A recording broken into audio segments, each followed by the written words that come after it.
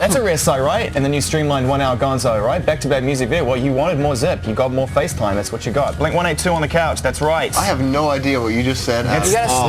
We spent 18 months talking so quickly. Like Snatch. I know. Yeah. We spent 18 months building up that relationship with our audience, that rapport, whereby we can just get around people on the couch. That was very. You saw Brad Pitt in the movie Snatch. He was awesome in there, right? It was good. Did you guys buy it?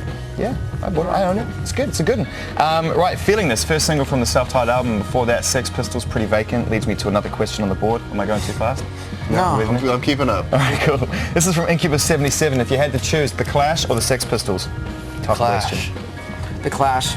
Yeah, for me.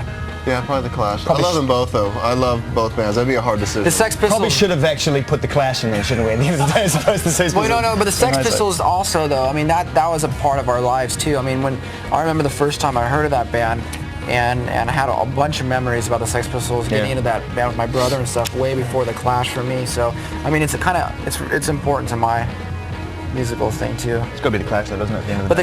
But the thing is, The Clash were so musical, you know. So influential, yeah. And the cool thing about it, one of the coolest things because I had the fortune of talking to Mick Jones once and Paul Simonon, and he said after Joe Strummer died, and he said, you know, probably the only really great thing about Joe dying is the fact that we don't have a chance to it up.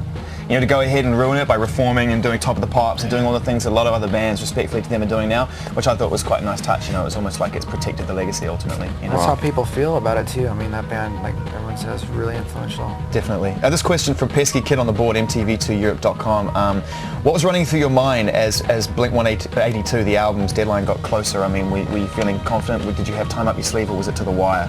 It was to the wire, to the point where we were having phone calls pretty much every day with our manager and the label, and it came down to the point where the president of the label was on the phone calling up people at the label saying, what is the absolute last possible hour that Blink-182 can turn in this record and still have it out when we say it's going to be out, because they have like their own release schedules and things that are pushed up, and we have tours that are booked and all this promotion and everything. So it was honestly like the last hour of the last day. Would you have let it gone out if you weren't 100% happy if it had come down to that minute? Would you have had to? No, we were ready. I mean, I think everybody was of the mind that if it wasn't ready, then standoff time. Then it was standoff time, which is really cool. Our label is so supportive through this whole thing. We actually changed labels about a month into the recording process, and our new label's been so supportive, and it's really rare that you'll find a label that will do something like that. I mean, they have their release schedules and they have things planned out and all this stuff, and to have them back us up and say if the record's not done. But you know, you're not a gold-selling artist here, fellas, at the end of the day. So I mean, if they're going to pick you up, and you know the amount of records you've sold and the fan base